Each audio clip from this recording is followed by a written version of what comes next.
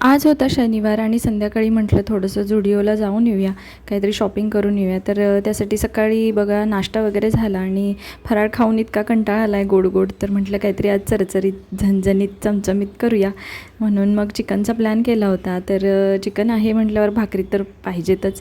So आधी भाकरी करून घेतल्या आणि मग चिकन फोडणी घातलं. तर त्यासाठी सगळं जे वाटण होतं ते डायरेक्ट फोडणीला टाकलं आणि रस्सा वगैरे काही मी सेपरेट बनवला नाही. कारण आम्हाला हे एकदा आम्ही असं बनवलं होतं तर आम्हाला चांगलं लागलं म्हणून आम्ही तिथं डिरेक्टली तसंच बनवतो आहे. म्हणजे ग्रेव्ही चिकन विथ ग्रेव्ही असं. चिकन शिजूपर्यंत म्हटलं भावातला भूक लागली असेल तर त्याला थोडंसं खायला दिलं आणि इथे बघा चिकन मस्त शिजलं होतं आणि छान अशी तर्री आली होती.